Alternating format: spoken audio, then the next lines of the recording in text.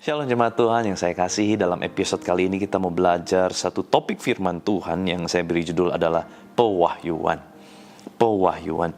Yeremia pasal 33 ayat 3 dikatakan, "Berserulah kepadaku, maka aku akan menjawab engkau dan akan memberitahukan kepadamu hal-hal yang besar dan yang tidak terpahami, yakni hal-hal yang tidak kau ketahui."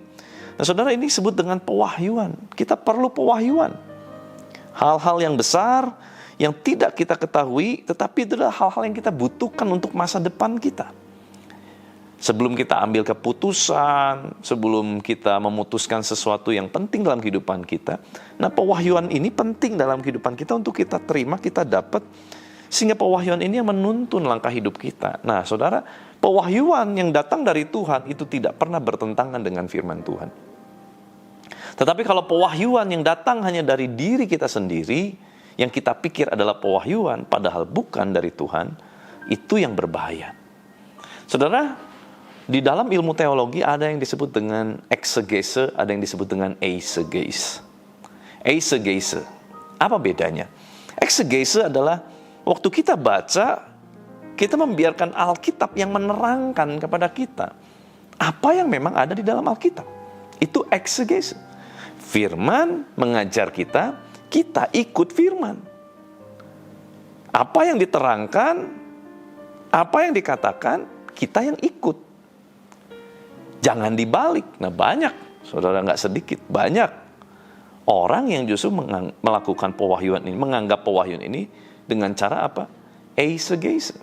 Eisegese adalah justru kita sudah punya pemikiran pribadi, kita sudah punya pemahaman pribadi, kita cari ayat firman Tuhan yang dapat mendukung pernyataan kita. Kita cari-cari di firman Tuhan mana yang cocok buat kita.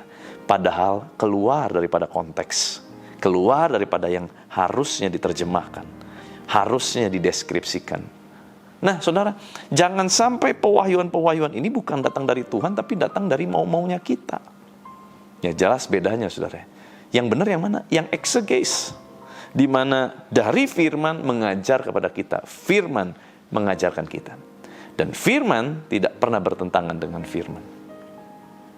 Bisa saja kita mendapat pewahyuan, mendapat penglihatan, mendengar audible suara Tuhan.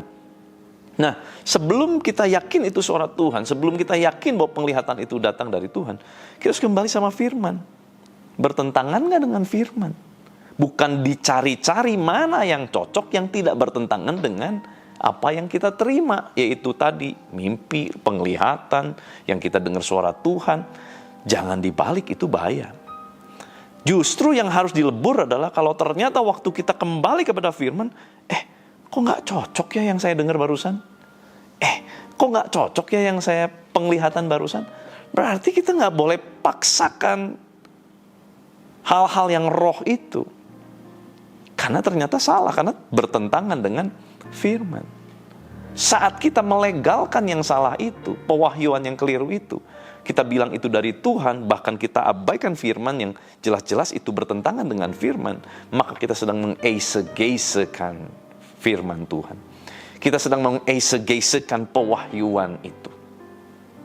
Itu nggak boleh. Kita harus kembali kepada firman. Izinkan firman yang mengajar kita. Saudara, kita perlu minta setiap hari, Tuhan, aku perlu pewahyuan. Aku perlu tuntunan. Kalau bukan Tuhan yang menuntun langkahku, jangan biarkan aku berjalan. Itu yang seharusnya kita katakan, kita doakan setiap hari. Kita butuh pewahyuan, kita butuh yang namanya tuntunan Tuhan dalam hidup kita setiap hari. Bukan yang biasa-biasa. Bukan yang umum-umum, ya, yang umum banyak tercatat dalam firman Tuhan. Tapi kita minta yang khusus, yang memang Tuhan mau ngomong secara pribadi kepada setiap kita dengan khusus. Kita perlu kejar itu. Yuk, kita berdoa. Tuhan, terima kasih buat firman-Mu mengajar kami hari ini. Tuhan, hari ini kami minta sesuai dengan firman-Mu mengajar kami. Kami minta pewahyuan, Tuhan.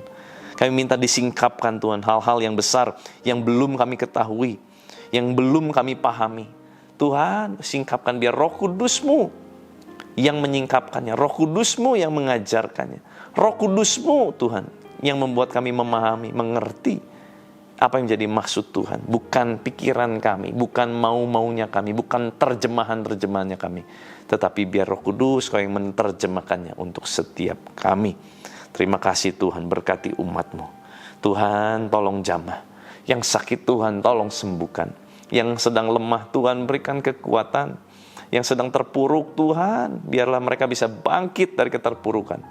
Yang miskin Tuhan berkati. Yang jalan buntu Tuhan buka jalan yang baru. Keluarga lepas keluarga dipulihkan. Terima kasih Tuhan. Bahkan yang mandul menjadi wanita yang subur. Terima kasih Bapa, berkati seluruh aktivitas kami sepanjang hari ini dalam tangan-Mu. Dan biar kuasa kehidupan, kuasa kebangkitan Kristus Yesus mengalir memerintah atas kami. Di dalam nama Tuhan Yesus Kristus, haleluya. Sama-sama kita katakan, amin. Tuhan Yesus memberkati.